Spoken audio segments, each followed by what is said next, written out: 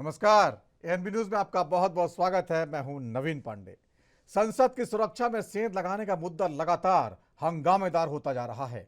संसद में आज विपक्ष ने जब सरकार को घेरने की कोशिश की तो जमकर हंगामा हुआ, इतना कि 15 सांसद सस्पेंड कर दिए गए। अब सवाल है, क्या ये वाकई संसद की सुरक्षा पर बड़ा सवाल है या केवल सियासी बवाल है? संसद में सुरक्षा चूक होने के बाद आज सरकार ने कई कड़े कदम भी उठाए। लापरवाही में 8 अफसर सस्पेंड किए गए तो कई कड़े नियम बना दिए गए। लेकिन फिर वही सवाल, जब नई संसद बनाई गई थी तो क्या इन सुरक्षा चूकों पर ध्यान नहीं दिया गया था? जबकि 22 साल पहले 13 दिसंबर को ही देश इतना बड़ा हमला झेल चुका था, फिर भी इतनी बड़ी लापरवाही का जिम्मेदार किसे माना जाए? आज गिरफ्तार 4 आरोपियों को 7 दिन की पुलिस रिमांड पर दे दिया गया। हो सकता है अब इनकी पूरी पड़ताल हो पाएगी। इस बीच एक आरोपी नीलम आजाद के समर्थन में जींद की 3 पंचायतों ने सभा भी की। चेतावनी दी है, अगर नीलम पर आतंकवादियों पर लगने वाली धाराएं नहीं हटाई गई तो किसान आंदोलन तेज करेंगे। ये भी कई सवाल खड़े करता है। तो इन सही मुद्दों पर चर्चा करेंगे। हमारे साथ कुछ खास मेहमान मौजूद रहेंगे, लेकिन उससे पहले देख लीजिए आज दिन भर क्या कुछ हुआ, क्या कहा। प्रावधान है पार्लियामेंट में, उसका जो बड़ा गंभीर उल्लंघन हुआ उस पर हम सवाल पूछ रहे हैं। और कल दोपहर से हम मांग कर रहे हैं कि गृह मंत्री आए लोकसभा में, गृह मंत्री आए राज्यसभा में, एक बयान दें और 1-2 घंटे के लिए उस पर चर्चा होगी और हम बिजनेस उसके बाद जो सदन की कार्रवाई वो चलती रहेगी। पर कल भी सरकार नहीं मानी, आज तो बिल्कुल ही नहीं मानी। तो मुझे समझ में नहीं आता, इतना बहुत गंभीर घटना घटी है कल और उस पर सरकार की ओर से एक कोई औपचारिक तौर से वक्तव्य नहीं आया। हाँ, कार्रवाई जो जांच हो रहा है, सीआरपीएफ की ओर से जांच हो रहा है, ये सब हम बयान आए हैं, पर औपचारिक तौर से गृह मंत्री को आना चाहिए और एक स्टेटमेंट देना चाहिए कि क्या ये क्यों हुआ, कैसे घटा। और सिक्योरिटी जो है, ये बार बार प्रधानमंत्री कहते हैं ये 21वीं शताब्दी की एक मिसाल है, ये जो नया पार्लियामेंट बिल्डिंग है। तो ये कैसे उल्लंघन हुआ, ये कैसे?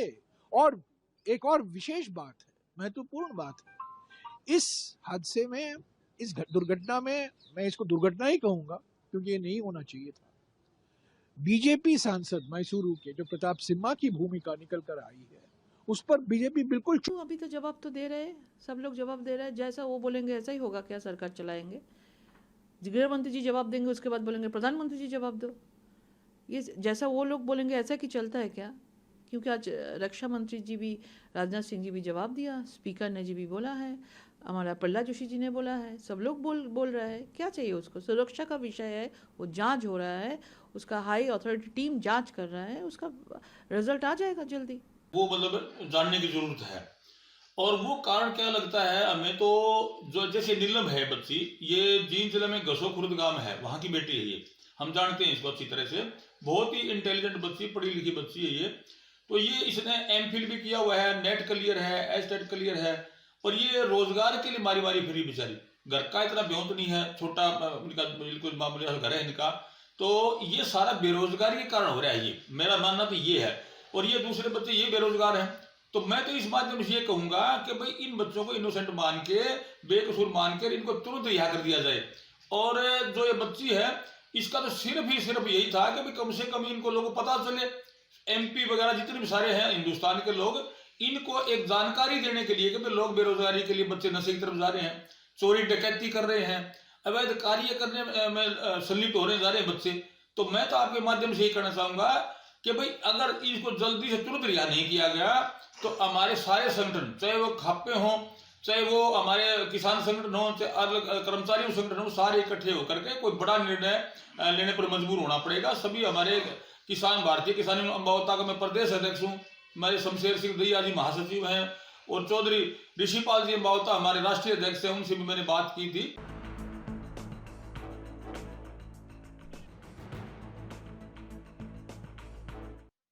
तो संसद में जोरदार हंगामा हुआ। देश की संसद में जो सुरक्षा टूटी, सुरक्षा घेरा टूटा, उसको लेकर बहुत जोरदार हंगामा चल रहा है। इस पर हम पड़ताल करेंगे, बात करेंगे, लेकिन वक्त छोटे से ब्रेक का है। ब्रेक के बाद हमारे साथ कुछ खास मेहमान मौजूद होंगे।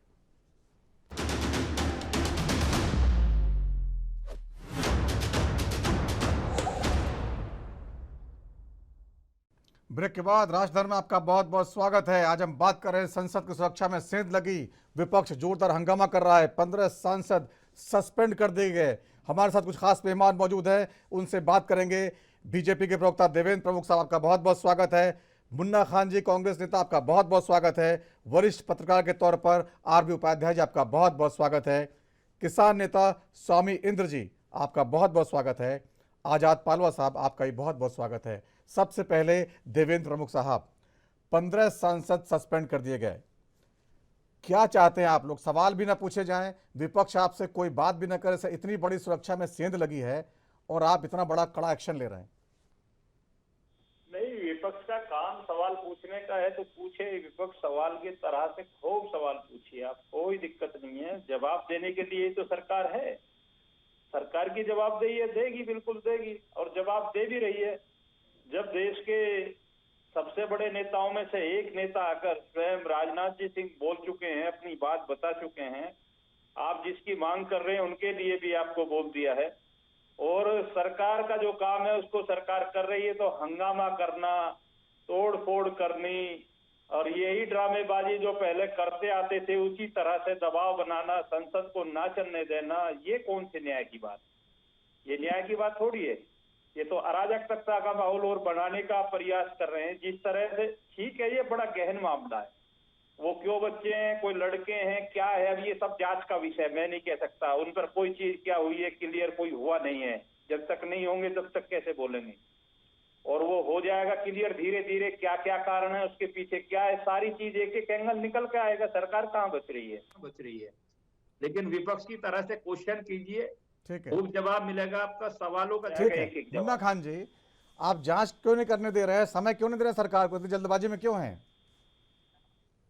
नवीन पांडे जी, पहले तो आपका बहुत बहुत धन्यवाद, आपकी टीम का धन्यवाद और आपके दर्शकों का धन्यवाद जी, धन्यवाद। एक बात बताइए, बहुमत से लबालब भरी हुई सरकार और आज ये रो रहे हैं कि हमें जांच नहीं करने दे रहे, क्या ये बात हजम हो रहा है?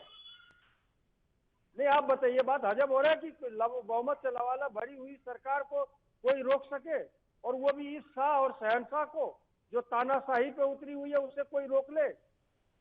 ये किसे नहीं रोक सकता। तो ये कहीं ना कहीं ये पर्दा डालने की कोशिश कर रहे हैं, क्योंकि इनकी गलती सरासर दिख रही है। चाहे वो गलती कंधार का हो, चाहे 2003 में संसद भवन पे हमला हो, चाहे आज नए नवेले संसद भवन में 2023 में जिस तरीके से 2 लड़के घुस करके वहां आंसू गैस के गोले छोड़े, अगर मैं समझता हूं कि तरीके से वो सांसद के द्वारा पास बनाए गए, अगर वो सांसद विपक्ष का होता या वो लड़का कोई मुस्लिम समुदाय से होता तो बीजेपी के प्रोपगंडा क्या चल रहे होते कि मित्रों पाकिस्तानी कनेक्शन सामने आया, और विपक्ष ने बार बार ये मुद्दा उठाया और भारतीय जनता पार्टी को बदनाम करने की कोशिश की, ये अभी चल रहा होता। लेकिन नहीं, जब इनके सांसद खुद उसमें लिप्त पाए गए, उन पे सवाल जवाब होने के बजाय अब ये रोना रो रहे कि विपक्ष हमें कार्रवाई नहीं करने दे रहा। सांसद लिप्त नहीं पाए गए, सांसद ने पास दिया था।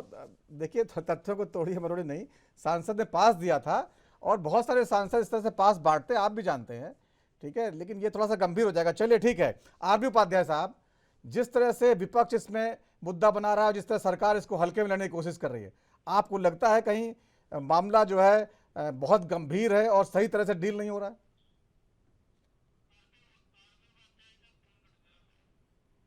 ठीक है, स्वामी इंद्र जी, आपको लगता है जो बच्चे हैं, किसान संगठन जो है उनके समर्थन में खड़े हो रहे हैं, क्या वाकई ये जो है इतना आसान मामला है कि क्लीन चिट दे दी जाए इतनी जल्दी? अभी 24 घंटे हुए इस मामले को। देखिए, बात भारत की है, भारत के बच्चों की है। वो समय भी था जब देश की आजादी के लिए शहीद आजम भगत सिंह ने भी असेंबली हॉल में जाके एक धुआं वाला जो बम था उसका धमाका किया। आज हमारे बच्चे किन कारणों से इस रास्ते पे चल पड़े, आजाद भारत में भी आज हमें ऐसी मजबूरी हमें देखने को मिल रही कि हमारे बच्चे नीतिकारों पे विश्वास न करके एक अलगाववादी जो रास्ता अपना रहे हैं, ये बड़ा दुर्भाग्यपूर्ण है।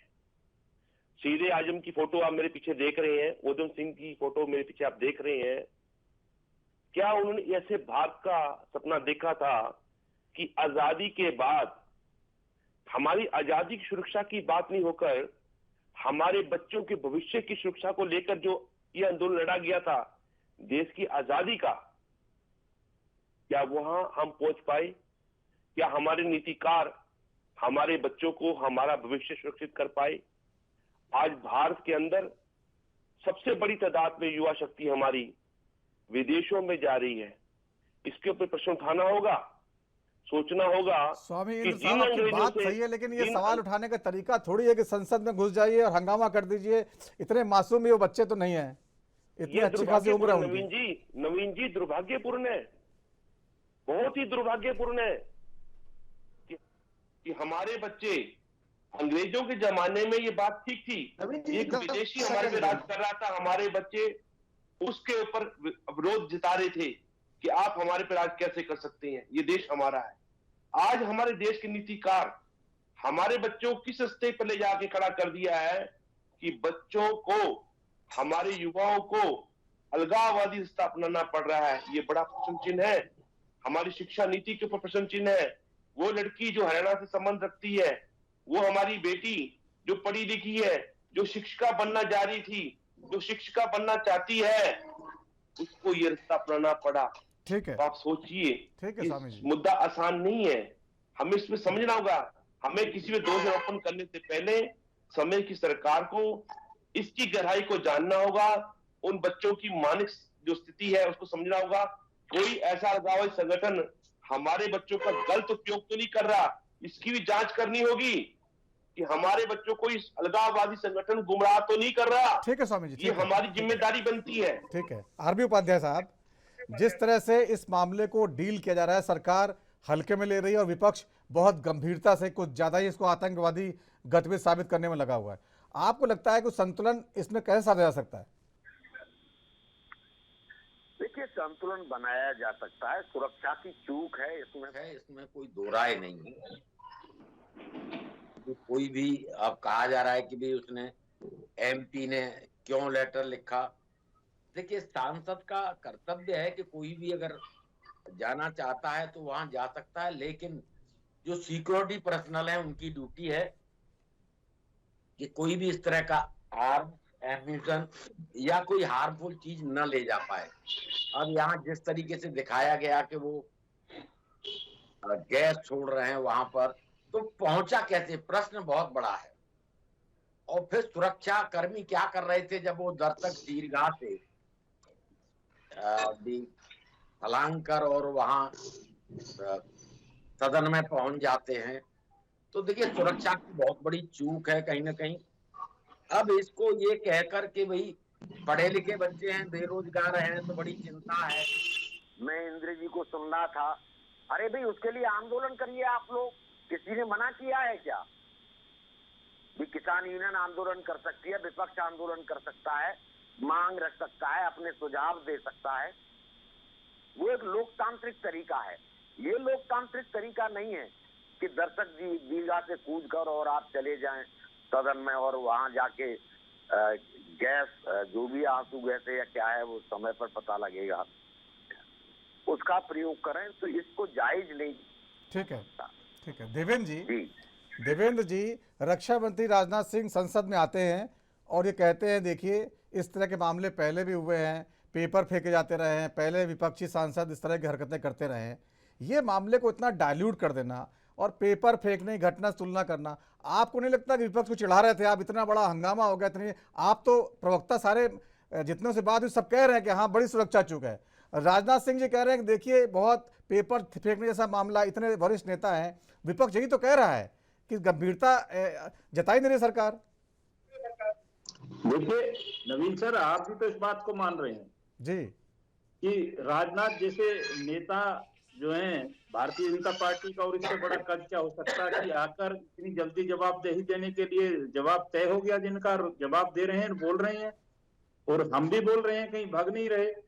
और बराबर सुबह से डिबेट्स में लेकर जो है चर्चा हो रही है। देखिए मुन्ना खान जी एक डिबेट में, हम दोपहर में साथ थे, तब भी ये बहुत चिल्लाए मुसलमान मुसलमान, ये बात गलत है। अगर वो मुसलमान का सांसद होता, वो मुसलमान का बच्चा होता, ये हो जाता, वो हो जाता। अरे सरकार है, लोकतांत्रिक प्रक्रिया है, कानून व्यवस्था है, अपना काम कर रही है। रही सांसद जी ने किस तरह से किसके पास बने हैं, वो कहाँ कहाँ कैसे कैसे वो सब चूक जो है आपको पता लग जाएंगी, आपके सामने आ जाएंगी। थोड़ा सा जल्दबाजी होगा और सरकार कहीं इसमें बचने की स्थिति में नहीं है, जवाब देने की स्थिति में है। लेकिन ये हंगामा करने से या इस तरीके से संसद को रोकने से क्या जवाब मिलेगा? जवाब जे 2014 के बाद हर चीज का जवाब दिया हमने। जब हम जवाब देते हैं ये वॉकआउट कर जाते हैं। ये कोई तरीका नहीं है। आप महंगाई की बात करिए, बेरोजगारी की बात करिए, जीडीपी की बात करिए, तय करके आइए। हम तो जवाब दे रहे हैं, हम तो जनता के बीच में घर घर जाते हैं। हमारा बूथ से लेकर और प्रदेश स्तर तक का कार्यकर्ता, राष्ट्रीय स्तर का कार्यकर्ता रात दिन काम करता। हमने 5 प्रदेशों में जिस तरह से दमदार तरीके से वापसी किया, क्या ये जनता का फरमान नहीं है? हमें भागने की जरूरत कहाँ है? आप आइए ना, आप दम होना चाहिए। आप हमसे मांगिए, बेरोजगारी आप भी तो मांगिए, सस्पेंड कर देते हैं ना, जैसे सस्पेंड कर देते हैं बढ़िया उनको। बेहतर शासन हमारा नहीं होगा। ठीक है मुन्ना खान जी, हूं कि ठीक है आप देवेंद्र जी, साथ जो है ठीक है, आपकी बात आ गई अपनी है। बात रखिए, ईमानदारी से बात रखिए, जनता की बात रखिए। ये लोकतांत्रिक आपका विपक्ष की ये भूमिका होती है और उस भूमिका के अनुसार अपनी पूरी आप जितनी जिम्मेदारी बनती है। मैं तो ये कहता हूं कि आपके साथी जो भी हैं वो सब इकट्ठा होकर खूब जवाब मांगे। भाई जो समय है, जो सीमा है, जो तय है, उसके अंदर आपको लिखित में जवाब मिलेगा और कानूनी कार्रवाई जो होती है, जो बनती है, उनके खिलाफ होगी। अब ये जिस तरह की घटना, ये तो क्लियर हो गया, इसमें कोई या पाकिस्तानी तो है नहीं, ये तो क्लियर हो गया ना। और ना इसमें कोई हिंदू मुसलमान की बात निकल कर रखा है। ठीक है तो मुन्ना फिर खान बार जी, बार क्यों लाते हो आप ऐसे क्वेश्चन, जो घुमाते हो डिबेट को? आइए हम जवाब देंगे आप। ठीक है देवेंद्र जी, ठीक है, अभी अभी अभी आ रहे हैं मुन्ना खान जी, आइए जवाब दीजिए। जी नवीन, जवाब दीजिए। देखिए बहुत ही लक्ष्यदार भाषणों में हमारे हम हर सवाल का जवाब देते हैं। बेरोजगार युवा आज तक सवाल कर रहे हैं, विपक्ष हर डिबेट चैनल पे इनसे सवाल कर रहा है, लेकिन इनका एक ही जवाब है कि हमें तो वोट दे रहा है। आप इनसे पूछिए युवा परेशान है, ये कहते कहाँ परेशान, हमें वोट तो दे रहा है। आप कहिए किसान परेशान है, कहते कहाँ परेशान है, हमें वोट तो दे रहा है। आप कहिए महिला है सुरक्षित है, कहते नहीं सुरक्षा में हमें वोट तो दे रही है। आप कहिए व्यापारी परेशान है, बोले ना ये सब बातें बेकार की है, हम मोदी जी के नाम पे इलेक्शन जीत रहे हैं, हमें सब वोट दे रहे हैं, कोई परेशानी नहीं। लेकिन आज जब संसद भवन के बाहर जब वो महिलाएं और वो युवक जब नारे लगा रहे थे हिंदुस्तान जिंदाबाद और हमें रोजगार दो और वो तानाशाही बंद करो, ये कोई वहां भारतीय जनता पार्टी के मैं समझता हूँ कानों में आवाज आनी चाहिए थी। वो कोई विपक्ष के आदमी नहीं थे, वो हमारे देश के युवा थे और हमारी देश की माताएं बहनें थी जो ये बार बार चिल्ला करके कह रही थी कि हमें रोजगार दो, हमें महंगाई से कम करवाओ, हमें जो 2 करोड़ नौकरियों के वादे किए तो पूरा करो, हमें लक्ष्यदार भाषणों में मत उलझाओ। लेकिन भारतीय जनता पार्टी से अगर आप सवाल करें या मैं सवाल करूं, ये सीधा कहते नहीं कोई परेशानी नहीं है, देश विश्व लेकिन गुरु मुन्ना की खान तरफ बढ़ जी, रहा आप है, जिस यहाँ तरह से सब कुशल मंगल है, ऑल इज वेल है, हमें सब वोट दे रहे। मुन्ना खान जी, वोट राजनीति के चक्कर में आप जो है ये भूल जा रहे हैं कि ये जो है देश विरोधी कार्य था। ठीक है, आपकी भावनाएं सही हो सकती हैं, लेकिन पढ़े लिखे नौजवान अगर इस तरह करेंगे तो ये क्या संदेश जाएगा पूरे देश के लिए? आप भी तो मामले को अलग तरीके से डील कर रहे हैं। चलिए खैर, बात करता हूं आपसे। हमारे साथ आजाद पालवा साहब हैं, किसान नेता आजाद पालवा साहब। जिस तरह से किसान संगठन इकट्ठा हो रहे हैं, इस पर राजनीति शुरू हो रही है, क्या किसान आंदोलन टाइप मामला बनाना चाहते हैं आप इसको? नहीं, इसमें कोई राजनीति नहीं है। जो इन हमारी इस बेटी नीलम ने जो आवाज उठाई है, लोकतंत्र में आवाज उठाना सबका अधिकार है। और लेकिन उन्होंने बेरोजगारी के युवाओं के पक्ष में आवाज उठाई है, उन्होंने किसान मजदूर के पक्ष में उठाई है, उन्होंने जो तानाशाही हो रही सरकार की उसके खिलाफ नारे लगाए हैं, उन्होंने भारत माता के भी नारे लगाए हैं। सरकार से मांग की है कि युवाओं को रोजगार दो। वो खुद पढ़ी लिखी लड़की है, गरीब घर से वो आती है, वो खुद बेरोजगारी से तरस है, लेकिन उसने रोजगार की मांग करी है तो कौन सा गलत काम किया है? क्या लोकतंत्र आपकी जो जींद में जो पंचायत हुई, आप खाप पंचायत हुई, उसमें क्या हुआ, हमें थोड़ा वो बताइए। नहीं, हमने उसकी जो उसने आवाज उठाई है उसकी आवाज का समर्थन किया है। आवाज उठाना गलत नहीं है, आवाज उसने बिल्कुल सही उठाई है। क्यों नहीं देश की सरकार युवाओं को रोजगार दे रही, जबकि देश की सरकार में जो हुक्मनामे है उन्होंने कहा था कि 2 करोड़ युवाओं को प्रतिवर्ष रोजगार दिया जाएगा। क्या सरकारें रोजगार दे रही है? लेकिन मीडिया इसको मोड़ मोड़ करके एक पक्ष दिखा रहा है। मीडिया से हमने अपील भी की कि मीडिया सही तरीके से दिखाए, सुत्ती जो सोई हुई सरकार है उसको जगाने का काम करे। सरकार से भी पूछे क्या अपने रोजगार का प्रबंध किया युवाओं के लिए, क्या किसानों की समस्याओं को और उनके मांगों का समाधान करने का काम किया, क्या जो 2022 में सरकार ने कहा था कि आय दुगनी हो जाएगी, क्या किसान की मजदूर की आय दुगनी करने का काम किया? तो यही आवाज उस बेटी नीलम ने उठाई है, हमने उसकी आवाज का समर्थन किया है। ठीक है, ठीक है। उपाध्याय साहब, जिस तरह से बार बार किसान संगठन इसमें शामिल हो गए हैं, इतनी जल्दी इसको पूरा जो है शेप दे दिया गया है, आपको लगता है कहीं पीछे सोची समझी एक पूरी तैयारी थी इसके पीछे? क्योंकि इतनी जल्दी इतना बड़ा कांड कोई कर नहीं सकता था। जिस तरह से वो युवा लगातार कूद रहे थे, लगता था जैसे लंबी ट्रेनिंग लेके आए हैं। ठीक है, उनकी भावनाएं सही हो सकती हैं, लेकिन जो तरीका था और जो योजना है वो सवाल खड़े करती है।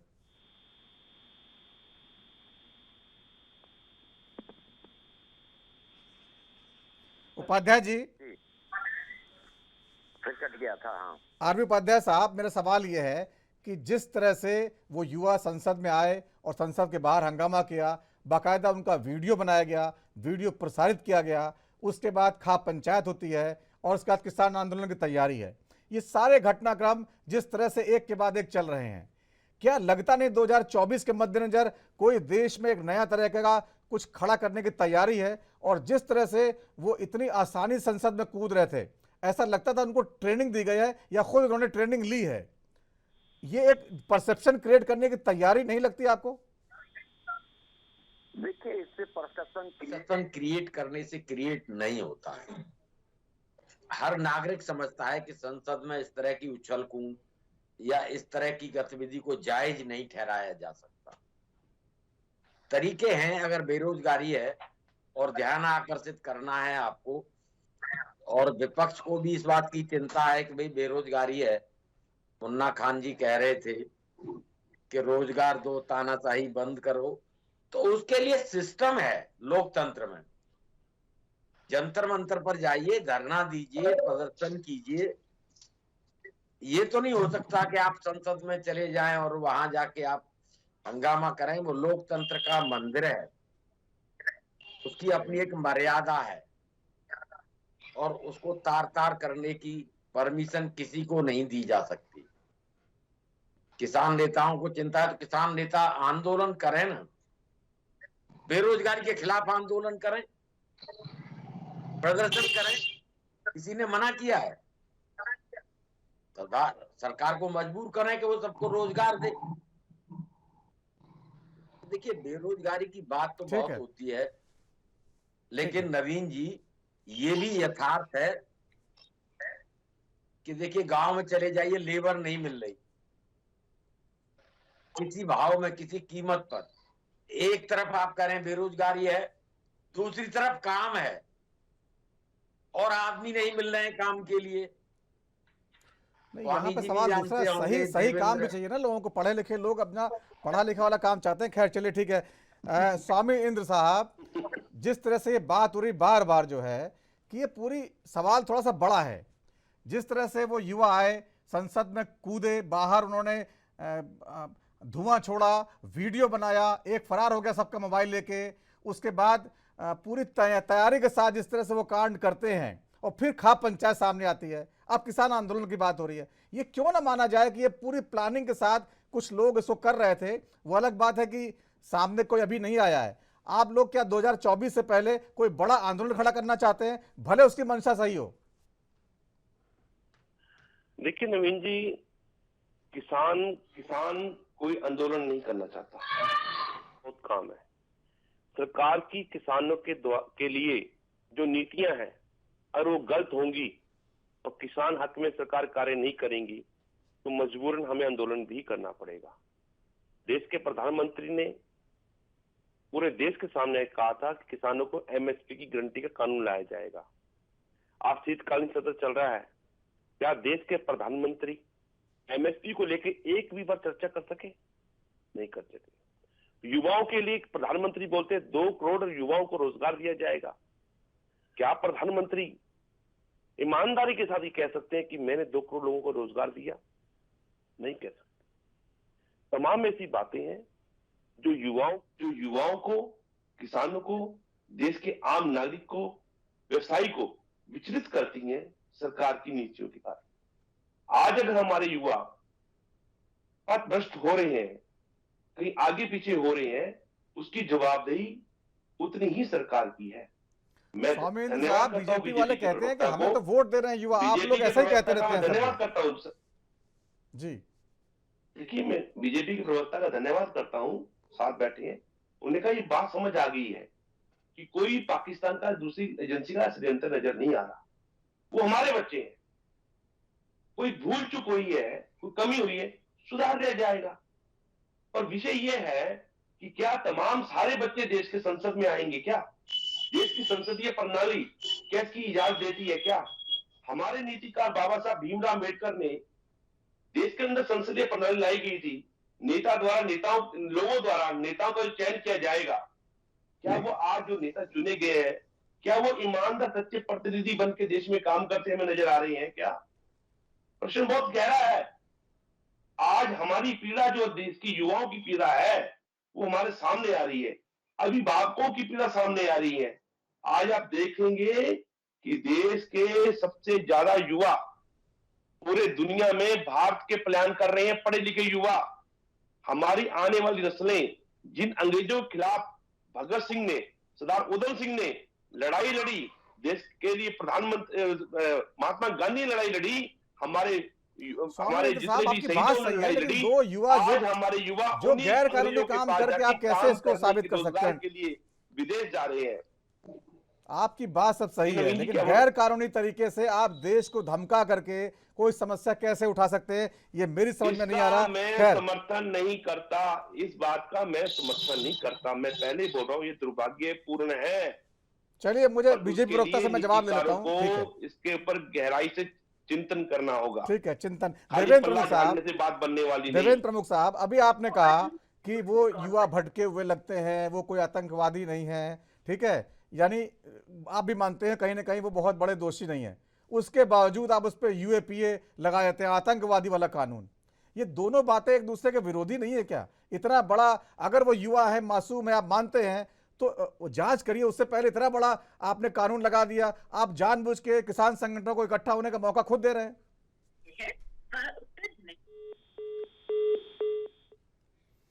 ठीक है, मुन्ना खान साहब, आपको लगता है इतनी कड़ी सख्त कार्रवाई की जानी चाहिए? मान लो गलती भी हो गई उनसे, और ठीक है, कोई उनका एजेंडा भी रहा हो, बेरोजगारी रहा हो, राजनीति भी रहा हो, तो भी इतना कड़ा कानून लगना चाहिए था उनके खिलाफ? देखिए, भारतीय जनता पार्टी है, ये कुछ भी कर सकती है। इनके आपने सवाल किया, वो जानबूझ करके जवाब दीजिए। एक हमारे देश का युवा जो बेरोजगार होकर के, तंग होकर के, वो एक अपनी आवाज उठाने के लिए जा रहा है। माना कि रास्ता गलत था, लेकिन थे हमारे देश के बच्चे, वो हमारे ही बच्चे थे। अगर उन्होंने आवाज उठाने का ये तरीका चुना जो कि गलत था, अगर वो चुन लिया, तो मैं समझता हूँ उसे माफ करना चाहिए था, बड़ा दिल दिखाना चाहिए। न तो उसके देशद्रोह का कानून, यूएपीए का कानून, ये सारे आतंकवादी वाले कानून थोप दिए। एक बात। दूसरी बात, मैं कह रहा हूँ, अगर वो युवा गए तो फिर आपके मार्शल कहाँ थे? नवीन जी, 20 मिनट तक संसद के अंदर कोई मार्शल नहीं दिखा। जो ये भारतीय जनता पार्टी की सरकार कहती है कि देश सुरक्षित हाथों में है, यहाँ आप झूठ नहीं बोल सकते। जिस तरह आपने चाइना में झूठ बोला था, वहां देश के गृह मंत्री ने बोला, देश के रक्षा मंत्री ने बोला, नहीं, यहाँ कोई नहीं आया था। देश के प्रधानमंत्री ने कहा, नहीं, 2 लोग आए थे, हमने खदेड़ दिए। वो बातें आप यहाँ नहीं कह सकते, यहाँ कोई नहीं आया था। यहाँ आया था। अब वो उसका निर्णय क्या था, उसकी सोची समझी रणनीति क्या थी, वो ये एक गंभीर मसला है। मैं ये कह रहा हूं। ठीक है, मैं देवेंद्र से पूछ लेता हूं। देवेंद्र जी, आप खुद मान रहे हैं मासूम बच्चे थे, कोई पाकिस्तान से कोई हमला करने नहीं आया था, कोई चीन से नहीं आया था, कोई सुरक्षा से खिलवाड़ नहीं हुआ, फिर इतना बड़ा आतंकवादी वाला कानून यूएपीए क्यों लगा दिया उनके ऊपर? उनका भविष्य क्यों बर्बाद कर रहे हैं आप? देखिए, मेरी बात को घुमा के पेश करके नहीं, मैंने कोई बच्चा नहीं कहा कि वे बच्चे थे, या मैंने ये जरूर कहा था कि ये क्लियर हो गया कि वो पाकिस्तान या उससे नहीं आए, बांग्लादेश से, कि जो अभी सुप्रीम कोर्ट खुलेगा रात में। इंतजार कीजिए। जांच की बात थी, मैं उसी बात को कह रहा हूँ, जांच होने दीजिए। कौन उन लोगों के पीछे हैं, किन लोगों ने ये मंशा से ये काम कराया है। बात उनकी नहीं है जिन्होंने ये काम किया, बात उनकी है कि इसके पीछे क्या क्या है। ये सब चीज क्लियर करने के लिए जब तो ये पारदर्शिता है। ये जो चिल्लाते हैं ना लोग, इनमें यही दिक्कत है। ये हिंदू और मुसलमान पर लाकर घुमा देते हैं, लेकिन ये ऐसी सरकार नहीं है। ये जो हुर्रियत पाल रखा था ना मैंने कश्मीर में, वो तो इनका खत्म तो नहीं हुआ। जब सैनिकों के सर कटते थे, ये कहते थे ऊपर का दबाव है, खत्म हो गया, नहीं हो गया। ये सब चीज खत्म हो जाएगी, आप चिंता ना करें। दूध का दूध और पानी का पानी हो जाएगा, तथ्य के साथ हो जाएगा। एक एक चीज होगी क्लियर। मैं ये कहता हूं, देखिए उपाध्याय सर ने बड़ी गंभीर बात की थी। आप में चर्चा करने के लिए आप आइए खूब बैठकर, महंगाई पर करिए, विकास दर पर करिए, देश की अर्थव्यवस्था पर करिए, देश आज दुनिया में कौन से नंबर की अर्थव्यवस्था उस पर करिए, देश आज जो है सीमाओं पर क्या हालात है उस पर करिए। क्योंकि क्या बात है प्रमुख जी, क्या बात है। नए नवेले बने हुए संसद भवन में 2 लड़के घुस जाते हैं, आपके सुरक्षा पे सवालिया निशान नहीं लगेगा क्या? अगर उस लड़के के जगह अगर कोई गलत आदमी उस संसद भवन में प्रवेश करता तो क्या हालत होती? तो आपको मुझे क्यों लग रही है सच्चाई से? आप कबूलिए कि कहीं ना कहीं सुरक्षा में कहीं ना कहीं मेरा जवाब तो ले लीजिए। ये सच बात मानने मुन्ना जी जवाब ले लीजिए। एक ही फर्क है मुझ में और तुम में, कि आप जो है जोर देकर जो मुंह में आता बोल जाते हैं। मैं सच के साथ आता हूँ, मुन्ना खान जी जवाब ले लीजिए। बोलता हूँ, बेवजह गला नहीं फाड़ता। मैं हर डिबेट में तथ्य रखता हूँ, उसी पर बात करता हूँ। बोलिए मैं तुमको समझा रहा हूँ। आप महंगाई दर पर मैंने सारा आपको चैलेंज के तौर पर किया। अब आप कहते हो महंगाई की बात है। आज मैं बता देता हूँ आपको, एनसीआर की जो मजदूरी है ना, वो मजदूर 800 रुपए, तो जो चिनाई राजदार मजदूर होता 600 रुपए। क्या गन्ना का खेत में काम करा लो या किसी मस्त्री राज के साथ काम करा, उसकी दर है 600 रुपए पर डे, 8 घंटे की। ये मजदूरी तो दर है। एजुकेटेड युवा गन्ने के खेत में जाएंगे कब देवेंद्र जी? नहीं, जो एजुकेटेड के लिए हजारों कंपनियां आप नेशनल चैनल पे क्या बोल रहे हैं? देवेंद्र जी यही तो सवाल है कि पढ़े लिखे को रोजगार नहीं है। तब इसमें 2 कंपनियां मोबाइल बनाती थी पूरे देश में। पढ़े लिखे युवा राजमिस्त्री का काम 800 रुपए का दिहाड़ी में करने नंबर 1 जिसने जो आदमी अपने बच्चों को लहू जला करके सीखा हो, पढ़ाया हो, लिखाया हो, और वो बच्चा एक गन्ने के खेत में काम करने जाए, एक राजमिस्त्री के काम करने जाए, आपके बच्चे जाते हैं क्या? आपके बच्चे जाते हैं? आपके बच्चे जाते हैं क्या? आपके बच्चे राजमिस्त्री के काम करने जाते हैं? आपके बच्चे चलिए एक एक करके बोलिए। आपके बच्चे गन्ने के खेत में जाते हैं क्या? खुद के बच्चे मलेशिया में पढ़ाते हो और सर्वनियादी गन्ने खेत का सोल्यूशन दे रहे हो, गन्ने खेत में काम करवाओ और चुनाई का काम करवाओ। शर्म आनी चाहिए आपको। खुद के बच्चे। मुन्ना जी आपकी बात आ गई, बोले दीजिए मुन्ना जी। बीच में ले आते हो, कभी सिख को ले आते हो, कभी ईसाई को ले आते हो। यार कोई बात कर रहे हो तुम, या मुसलमान सिख ईसाई की डिबेट करना है हो? हम किसी की बात नहीं करते। हमारे विचारधारा में चलो देवेंद्र जी आपकी बात पूरी हो गई। देवेंद्र जी हमारे विचारधारा में जात धर्म है ही नहीं। हमारे लिए सब समान बराबर है। ठीक है देवेंद्र जी, मुन्ना जी आपकी बात पूरी हो गई, बात आ गई। ठीक है देवेंद्र जी बात आ गई आपकी। ठीक है नवीन सर, एक चीज और क्लियर करता हूँ। इन्हें डर इस बात का है कि कहीं ये 24 घंटे के बाद घटना खुले, कहीं इन्हीं के जो राजदार ना खुल जाए। इसमें गलत फहमी में ना रहे मुन्ना खान जी। आप समय दीजिए हमें। हम कह रहे हैं कि दूध का दूध पानी का, ये जो हमने 1.5 लाख करोड़ रुपए इकट्ठा करा ना, जिनके मशीन लग रही है सांसदों के सबके साथ करके देश के विकास में लगाया। ये जो ईडी तुमने बनाई थी ना, इस ईडी से तुम 1 रुपया इकट्ठा नहीं कर पाए थे, सिवाय नेताओं के गई थी। आज 1.5 लाख करोड़ इकट्ठा करके ना कर दिया एक को। सच के साथ बोलते हैं हम हमेशा। आप ईमानदार बनते हो, काहे की ईमानदारी? ठीक है देवेंद्र जी, चर्चा भटक रही। देवेंद्र जी देश की लड़ने नहीं गए, चर्चा भटक रही है। नेताओं की भी लड़ रहे हो जिनका अगले नंबर है। ठीक है, चर्चा भटक रही है। कहाँ सरकार पकड़ने वाली है? देवेंद्र जी आपको आपकी बात आ चुकी है। देवेंद्र जी 24 घंटे होने नहीं देंगे, दूध का दूध और पानी का पानी कर देंगे। ठीक है मुन्ना खान जी थोड़ा इंतजार कर लीजिए। वो कह रहे हैं कि थोड़ा समय दीजिए, हम जांच पूरी कर लेंगे। खैर आरबी उपाध्याय साहब, जिस तरह से भारतीय जनता पार्टी कह रही है कि कहीं ऐसा ना हो कि जांच में यही निकल के आ जाए कि विपक्ष के लोग शामिल थे, आपको लगता है क्या इशारा कर रहे हैं? देखिए, जांच पर अभी से उंगली उठाना ठीक नहीं है। जब जांच चल रही है तो जांच में क्या निकलेगा ये तो जांच के बाद ही कहा जा सकता है। रहा एक बात जो मुन्ना खान जी कह रहे, पढ़े लिखे बच्चे गन्ने के खेत में काम करेंगे, किसान का बच्चा आईएएस और आईपीएस भी हो जाए मुन्ना खान जी, तब भी वो जाएगा खेत पर और काम करेगा, चाहे आपका बेटा हो या मेरा बेटा हो। मैं किसान हूं, मेरे यहाँ खेती होती है, तो वहां ये गिनती नहीं होती है कि आप पढ़े लिखे हैं या आप अफसर हैं। आप जाएंगे तो आप ट्यूबवेल पर भी जाएंगे, खेत पर भी जाएंगे और काम भी करेंगे, काम में हाथ बटाएंगे। इसमें कोई काम करना कोई बुरी बात नहीं है। मजदूरी की बात कर रहे थे। देखिए, दिहाड़ी उपाध्याय जी, ये शिक्षित युवा की बात कर रहे हैं। जो शिक्षित युवा है देश में, बहुत ही शर्मनाक बयान है इनका, इनको माफी मांगनी चाहिए। मुन्ना खान जी, किस तरीके से एक शिक्षित युवा को कह रहे आप चुनाव का काम करो, मतलब मकान में आप प्लास्टर करो, आप खेतों में गन्ने काटो। जिस तरीके से देश के प्रधानमंत्री ने कहा कि अगर शिक्षित युवा है तो पकौड़े भी तल सकते हैं, रोजगार वहां भी पैदा हो रहे। तो इनके जब गुरु ऐसे कह रहे तो चेले तो बोलेंगे। मैं समझता हूं इनको माफी मांगनी चाहिए। इनके खुद के बच्चे मलेशिया में पढ़ रहे देवेंद्र प्रमुख के, लेकिन ये दूसरों के जो बच्चे हैं, जो शिक्षित युवा, उनको बोलेगा आप गन्ने के खेत में काम करो, आप जाके चुनाव का काम करो। तो मैं समझता हूँ इन्हें माफी मांगनी चाहिए और थोड़ी सी शर्म तो बाकी नहीं है इन बातों की। दूसरी बात ये इंतजार कीजिए, अरे देश के युवा 2014 से इंतजार कर रहे हैं, अब कितना इंतजार करवाओगे? देश की महिलाएं 2014 से ठीक है मुन्ना खान जी, ठीक है, रोजगार की बात हो या इंसाफ की बात हो। ठीक है, बोले दीजिए। ठीक है उपाध्याय साहब, बोलिए। देखिए, ऐसा नहीं मुन्ना खान जी, कितना भी पढ़ा लिखा हो बच्चा, चाहे वो देवेंद्र प्रमुख जी का हो या इनका भतीजा हो, घर में आएगा तो खेत पर काम हो रहा है, गन्ने के खेत में काम हो रहा है, वहां जाएगा, काम में हाथ बटाएगा।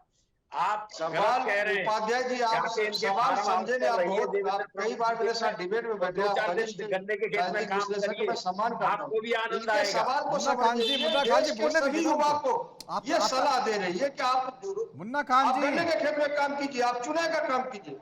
अरे आपकी बात आ चुकी है, आप शांत रहिए। मेरा बच्चा खेत में जाएगा, प्रमुख ये बातें नहीं कर रही है, सभी के लिए कह रहे हैं। और 2-4 दिन गन्ने के खेत का आनंद लीजिए, अच्छा लगेगा। सभी के लिए कह रहे हैं, आनंद उठाने की बात नहीं है। ठीक है। जिस बच्चे को ये नहीं पता कि गन्ने की ऊंचाई, लंबाई, मोटाई क्या होती है, गन्ना कैसे बोया जाता है, गन्ने की कटाई कैसे होती है, उसे आप पूरे जिंदगी भर शिक्षा दिए, लैपटॉप कंप्यूटर में बिठाए और उसे आप कान पकड़ के गन्ने के खेत में डालोगे आप, क्या आपको ये अच्छा लगता है?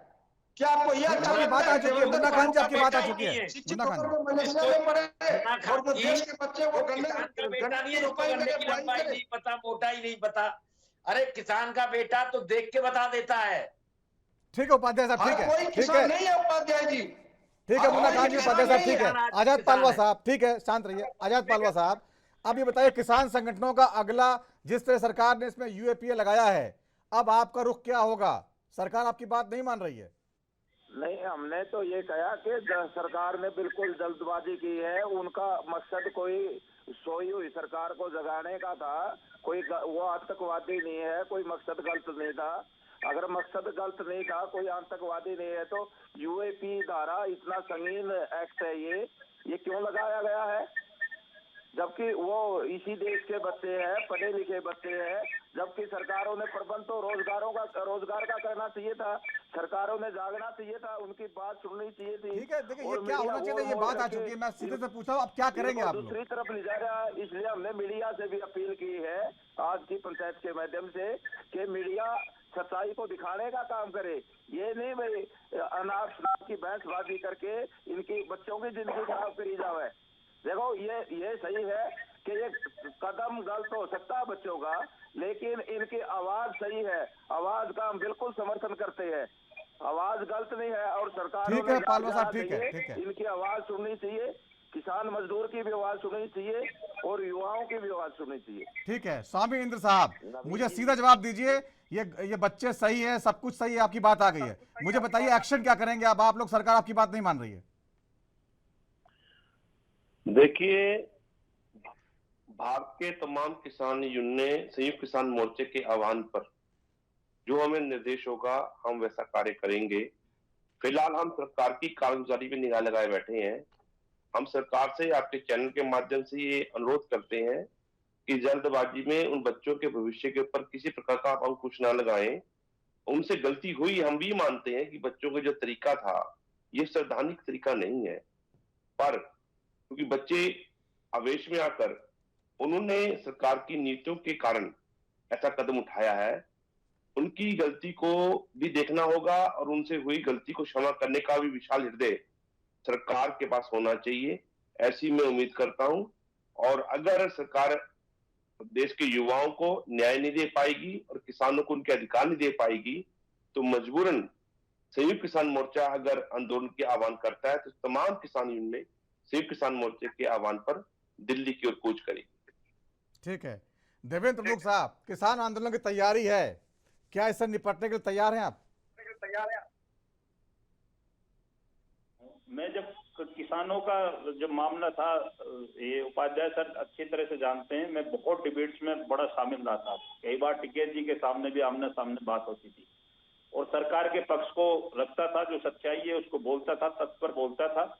और आज भी बोलता हूं कि मैं को आतंकवादी, खालिस्तानी, पाकिस्तानी इन्होंने बोला। अरे 2 मिनट यार मुन्ना खान जी, तुम बावली बात मत किए। मुन्ना खान जी बोलने दीजिए, समझ लो तुम अपने नंबर आप बोलिए, बोलने मुन्ना खान दो जी ना आपका मुझे, नंबर आएगा। आप बोल लीजिए, ले मैं चुप लगा गया, बोलिए। ठीक है, बात पूरी करिए देवेंद्र जी, बात पूरी करिए। खत्म कर लो, जवाब मुझसे चाहते हो तो मुझे बोलने दो ना। ठीक है, बात पूरी करिए देवेंद्र जी। मैं नवीन सर ये कहना चाहता हूं कि मैं किसान की पृष्ठभूमि से पश्चिमी उत्तर प्रदेश का उस जमी का व्यक्ति हूं जहां से किसान की पश्चिमी उत्तर प्रदेश की जमी शुरू होती है। वो मेरठ है, बागपत है, मुजफ्फरनगर है, ये सारी बेल्ट है। और किसान जो है, किसान पुत्र होकर किसी पार्टी में राजनीति कर रहा है, कहीं भी कर रहा है, तो उसके दिल में किसान वाली जो है उसके ब्लड में होते हैं ये सिस्टम जो जितना भी जुड़ा हुआ है। सरकार किसानों के प्रति मैं चीज और के लिए गंभीर रही है। कई घटनाएं, कई चीजें जो इस देश में 60 वर्षों से दबी पड़ी थी, 70 वर्षों तक मिलों का राज था, जो आज चिल्ला रहे हैं ना हमारे साथी, इन्हीं के जो ये जो आज कहते हैं ना कि धन पशु और फलाना टिकडारी, अडानी, फलानी, अंबानी, धकानी जिनके नाम है, यही कई कई लाख करोड़ रुपए किसानों का दबा कर बैठे थे 6-6, 7-7 साल तक का। आज ऑन रिकॉर्ड है कि मेरे जिले को चेक करा लीजिए, सबसे ज्यादा गन्ना है उत्तर प्रदेश में और 15 दिन की पेमेंट भी किसानों की नहीं रुकती। बिजली का बिल जो है अप्रैल से लागू हुआ था, में अब तक समय लगा, पूरी फ्री कर दी है। किसानों के लिए एक एक नीति स्पष्ट है साफ सरकार की। इन लोगों ने बरगलाकर जिस भी तरीके से, किसी भी तरीके से, या विपक्ष ने जो अपना काम निकाला किसान की आड़ में, वो अपना काम जाने। मैं उन पर, किसानों पर कभी उंगली नहीं उठाई मैंने। और स्वामी सर बात उठा रहे हैं जो है ये निष्पक्ष होना चाहिए कि आज कानून जो हुआ है, जो आज घटना जो हुई है वो कानूनी रूप से दर्ज हुई है, लेकिन अगर जांच होती है, कोई चीज इसमें एंगल दूसरा निकल कर आता है तो सरकार कोई लकीर नहीं खींच रही। सरकार आपकी बात सुनने के लिए ही तो बैठी है। सरकार आपकी बात बिल्कुल सुनेगी और सारे तथ्य की दूध का दूध और पानी होगा।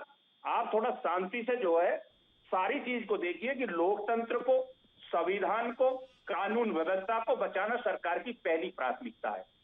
उसको भी बचाएंगे। अगर कोई निर्दोष आदमी इसमें किसी से भयंकर गलती हुई है, जिस पर मैं बोल रहा हूं कि कराने वाला कोई और भी हो सकता है, वो भी निकल कर आना जरूरी। ठीक है मुन्ना खान जी, ठीक है देवेंद्र जी। मुन्ना खान जी, कराने वाला कोई और भी हो सकता है। अगर जैसा कि नीलम आजाद कांग्रेस समर्थक बताई जाती हैं, क्या आपको लगता है कांग्रेस पे आने वाला सब कुछ? मैं तो कह रहा हूं सारे तथ्य ढूंढ रहे हैं बीजेपी के प्रवक्ता और बीजेपी के मंत्री और जो बीजेपी की सरकार है, वो सारे तथ्य ढूंढ रहे कि कहीं न कहीं एक सुराग तो मिल जाए कि कहीं विपक्षी नेताओं का हाथ तो नहीं है, क्या विपक्ष सांसदों का हाथ तो नहीं है, फिर आप देखना। लेकिन ऐसा कुछ है ही नहीं। मैं समझता हूँ ये सहयोग नहीं है, प्रयोग है। आप ये बताएं, भारतीय जनता पार्टी के प्रवक्ता बताएं मुझे, देवेंद्र बहुत हमारे घनिष्ठ मित्र हैं, प्रयोग किसका है? प्रयोग का ये हमें बताएं कि किस तरीके से सिन्हा के द्वारा उसे पास दिया गया। सिन्हा जी कितने दिन से इन्हें जानते थे? और कौन व्यक्ति थे ये, किस तरीके के लोग थे, और जिस तरीके की घटना घटी मैं समझता हूँ बहुत ही चिंता का विषय है। एक बात, दूसरी बात, आप बार बार कहते हो कि देश सुरक्षित हाथों में, तो ऐसी घटनाएं अगर हो जाए तो मैं समझता हूँ देश की जनता समझ रही कि देश सुरक्षित हाथों में नहीं है। आप बार बार झूठ बोल लोगे, चाइना बॉर्डर पे आप झूठ बोले, पाकिस्तान बॉर्डर पे झूठ बोले, पुलवामा पे झूठ बोले, कंधार पे झूठ बोले, 2003 के हमलों पे झूठ बोले, लेकिन ये 2023 ये साल दूसरा है मित्र हमारे, जिस नई नवेले संसद भवन में बार बार गला फाड़ करके कहते हो कि देश मित्रों सुरक्षित हाथों में, तो आज ही आपका भंडा फूट रहा है। ठीक है मुन्ना जी, वक्त छोटे से ब्रेक का है, ब्रेक के बाद लौटेंगे तो चर्चा को आगे बढ़ाएंगे।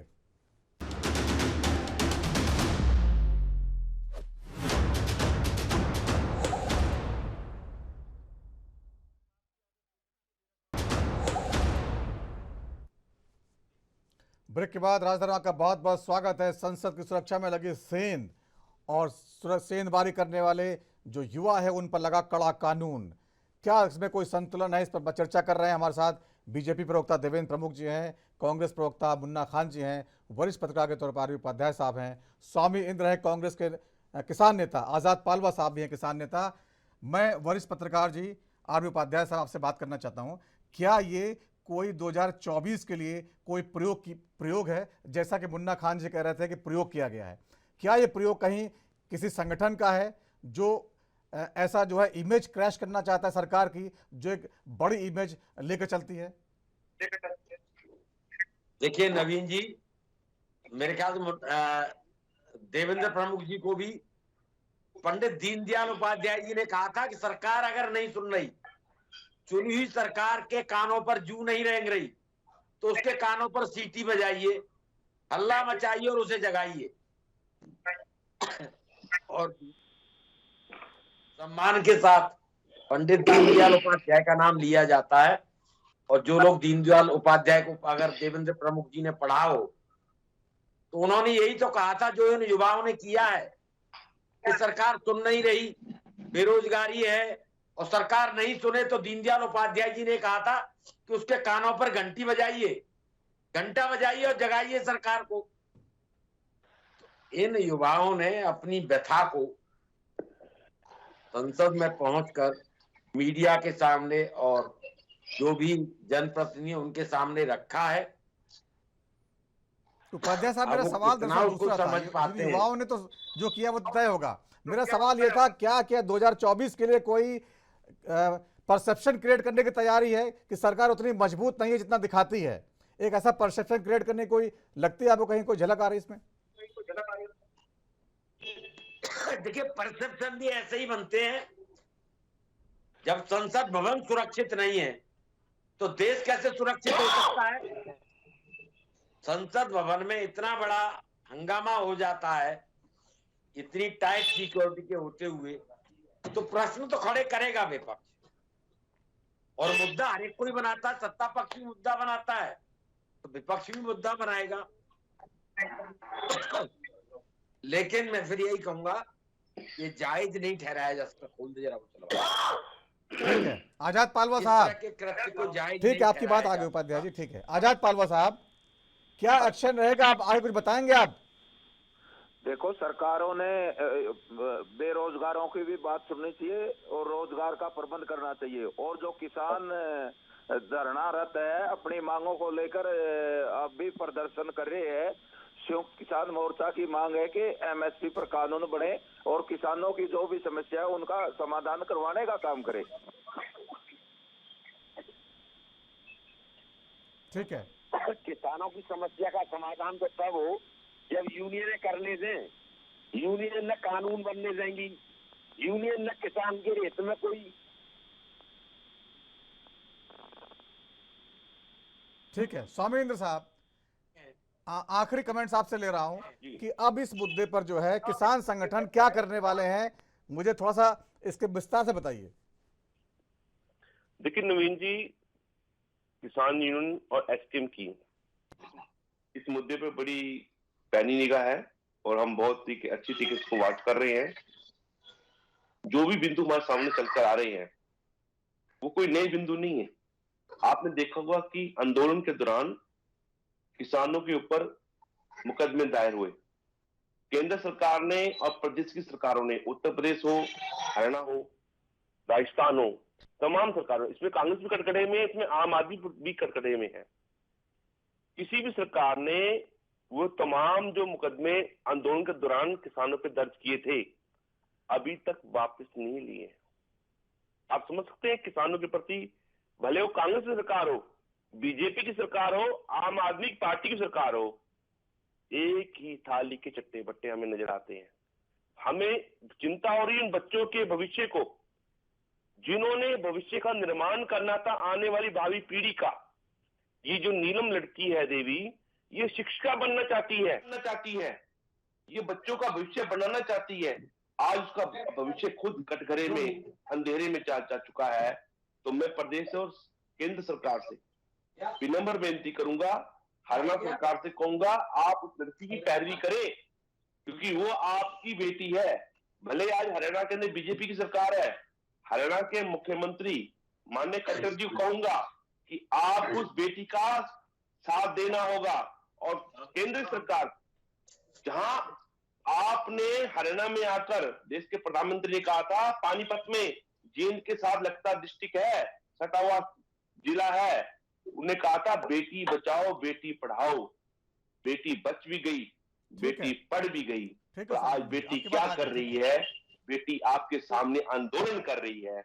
आपको उस बेटी की बात सुननी होगी, समझना। ठीक है जवाब देवेंद्र जी, आपको लगता है कि ये जिस तरह गृह मंत्री अमित शाह की जो छवि है एक कट्टर प्रशासक की, और जिस तरह से प्रधानमंत्री मोदी की छवि है, उसको डेंट करने की कहीं कोशिश की गई? कोई संगठन है इसके पीछे?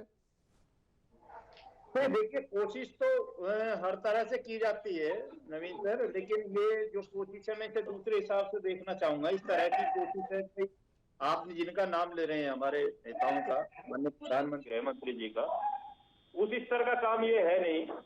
प्रयास तो देखिए हर तरह के होते हैं। प्रयास तो भी हम पहले चुनाव में आप देखते थे क्या क्या डिबेटों में क्या होता, कैसे कैसे वर्ड आते हैं। और हमेशा जब सरकार मजबूत होती है तो निश्चित जो है विपक्ष का भी उतनी भूमिका होती है, उसी तरह से काम करता है। सरकार की मजबूती का ये परिणाम है कि विपक्ष के पास आज संसद में कोई सवाल उठाने के लिए बचा नहीं है। महंगाई पर चर्चा कहाँ होनी चाहिए? संसद में होनी चाहिए ना। कानून व्यवस्था पर वहां होनी चाहिए ना। आप मणिपुर चिल्लाते थे और जिस समय माननीय प्रधानमंत्री जी का नाम लेते रहे, वो आए तो वॉकआउट कर गए। ये आपकी जो है परिपक्वता का पता चलता है कि कितना। मुन्ना खान जी अंतिम कमेंट, मुन्ना खान साहब अंतिम कमेंट बोलिए। मणिपुर में ही बोल देता हूँ। मणिपुर में कह रहे कि प्रधानमंत्री चिल्लाते रहे और सब बैकआउट कर गए। 2 घंटा 13 मिनट के भाषण में प्रधानमंत्री जी ने मणिपुर का एक नहीं कहा, तो विपक्ष चिल्लाते रहे कि मणिपुर को बोलो, लेकिन देश के प्रधानमंत्री ने मणिपुर पे एक शब्द नहीं बोला। और बोलेंगे कैसे? बीजेपी के प्रवक्ता को शर्म आनी चाहिए कि मणिपुर में क्या हुआ ये देश ने देखा। शायद इनके गृह मंत्री को नहीं पता हो, भारतीय जनता पार्टी के प्रवक्ता को नहीं पता हो, ये गलत बात है।